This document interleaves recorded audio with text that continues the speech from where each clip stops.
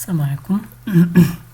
Alors, nous avons commencé notre nouvelle section qui s'intéresse au DOM, Document Object Model. On a dit c'est grâce à cet objet document qu'on peut manipuler le contenu de notre HTML et modifier, supprimer des éléments HTML, ajouter de nouveaux éléments, etc. à partir du JavaScript, c'est-à-dire d'une façon à partir d'un script tout simplement.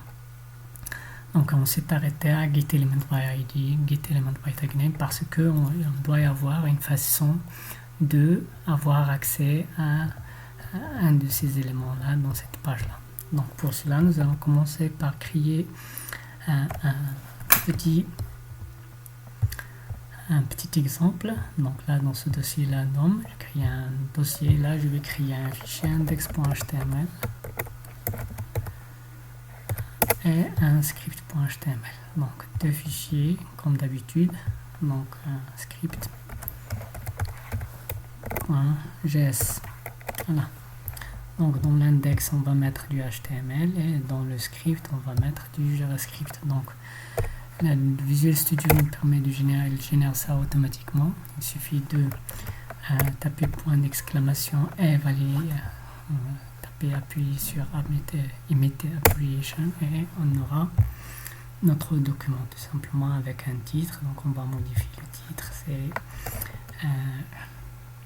JavaScript DOM, Document Object Model. Voilà, donc là je vais mettre un H1, donc là je vais mettre un H1 et là je vais mettre le DOM en JavaScript.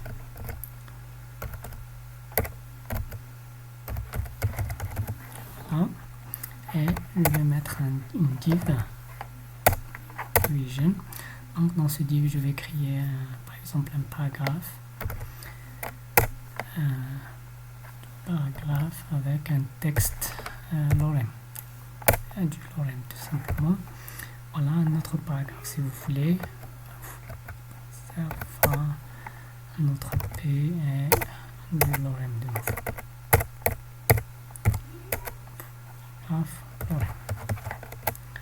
Voilà. Donc on a deux paragraphes dans un div et dans une div et un titre. Donc je sauvegarde, je visualise mon copy-path et je vais revenir vers mon navigateur et c'est là où je vais mettre ça. Donc vous voyez là lorem ipsum tout simplement. Si je fais ici mon document comme dans la dernière vidéo, donc document.body, donc body, on va voir que ce body là il contient un children si vous voulez. Donc je vais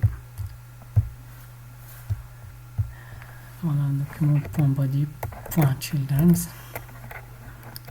pour voir les enfants de cet élément body. Donc on a un H1, un div et l'int bien sûr le div lui aussi c'est un objet qui va contenir autre chose et ainsi de suite. Donc je peux voir aussi le contenu de ce div là. Point div c'était le deuxième, donc je vais mettre ici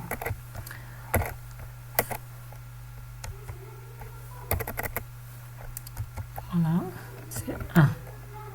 Donc là c'est un div, donc un children de nouveau et ça donne nos deux paragraphes P1 et P2, le premier paragraphe et le second paragraphe. Donc on a dit qu'on peut utiliser le select element by ID. Donc là on n'a pas d'ID à nos éléments, donc on va attribuer des ID aux différents éléments. Donc par exemple là H1 je vais lui donner un ID par exemple ID égale à titre par exemple. Donc là ID article par exemple.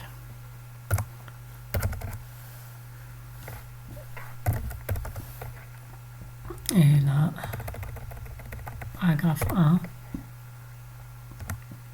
là je vais faire une classe par exemple, classe, par exemple, paragraphe, A. Et la même chose ici, classe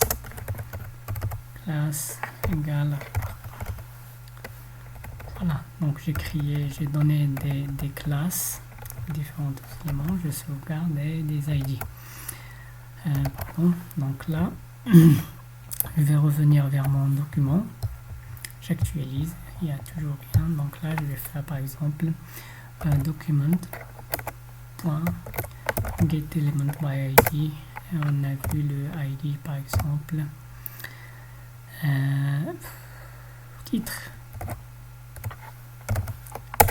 Voilà, il vous donne le H1. Donc ça, c'est un objet. Donc je peux stocker ça dans une variable. Donc var titre reçoit ça. Donc dorénavant, T, c'est une variable qui contient ce H1 là. Donc je peux dire t.innerHTML si vous vous rappelez dans la vidéo précédente. Donc je peux modifier le contenu HTML, mais je peux aussi modifier directement le text content. Donc il y a aussi cette propriété text content. Je vais modifier uniquement le texte. Donc tout simplement je vais modifier en DOM. Donc voilà, j'ai modifié uniquement le texte, mais pas la propriété, mais pas l'élément HTML. Voilà, donc là c'est getElementById. On a vu aussi qu'on a notre ID, c'est le ID article. Donc je vais prendre ça, donc revenir, donc là aussi getElementById. Article, et là je vais mettre art. Voilà, donc maintenant art, ça va donner un article, et la même chose, je peux modifier le contenu de ce art.inner, bien disons text content, je vais mettre un contenu.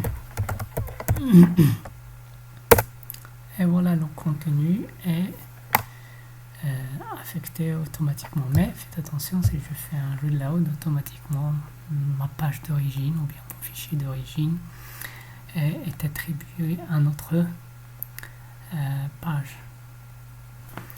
Voilà, donc on a vu le getElementById, getElementByTagName. Donc by tag name, donc là c'est un peu différent. L'ID, on est sûr que c'est unique. Mais document et le tag name, ça peut être plusieurs. Donc document.getElementByTagName, c'est-à-dire je m'intéresse à tous les éléments qui portent le nom P, à tous les paragraphes. Donc il me donne une collection. Vous voyez, une HTML collection, c'est presque, c'est pas un array, mais c'est une HTML collection. Bien sûr, je peux toujours attribuer ça à une variable, var piece, paragraphs. Donc je vais dire ps0. Le premier élément, c'est un paragraphe. Le deuxième élément, c'est un div. C'est une div.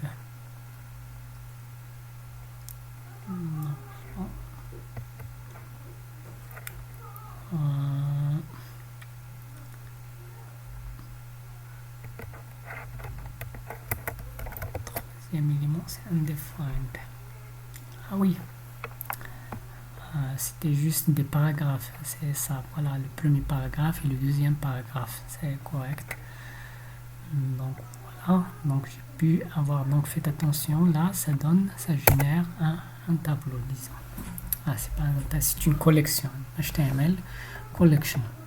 Et la même chose pour class name. Donc class name, on a par exemple ici, on a les classes des paragraphes aussi, c'est plusieurs paragraphes. Donc là, on a par class name, donc ça va retourner la même chose. Mais si on ajoute ici par exemple un autre paragraphe, P, lorem, voilà, je sauvegarde et je reviens vers mon. Ici, je vais faire maintenant ps getElementByTagName. Je fais le P, il contient 3 éléments. Donc ps, c'est 3 éléments. Ces 2 éléments parce que non, normalement il faut recharger. On a oublié de recharger la page. Et voilà. Donc maintenant, si je fais ps, vous voyez là, on a 3 éléments. 3 paragraphes. C'est le premier, le deuxième et le troisième. Mais si je fais getElement by class name, donc PS reçoit getElement by, donc je vais faire document.getElement by class name et je vais chercher la classe art, c'est ça, je ne me rappelle pas de la classe, donc je vais voir home class para, voilà, donc classe para, donc ça va générer uniquement deux éléments, deux paragraphes, celui-là et ce deuxième-là. Donc si je fais par exemple PS, je vais modifier le contenu de ce PS, le premier paragraphe, ps.text content, je vais modifier le texte, soit hi all par exemple. Donc, vous voyez, donc le premier paragraphe, on a modifié le contenu du premier paragraphe. Et la même chose d'ailleurs pour le deuxième et le troisième. Voilà, ça c'est pour getElement by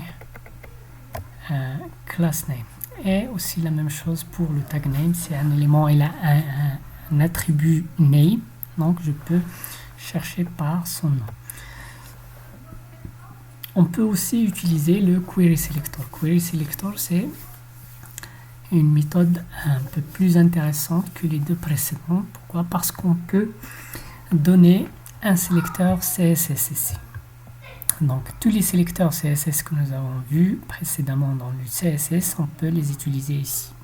Tout simplement. Donc soit ça peut être, mais bien sûr faites attention là, par exemple si je veux, et d'ailleurs dans la prochaine vidéo on va parler de ça d'une manière bien détaillée. Voilà.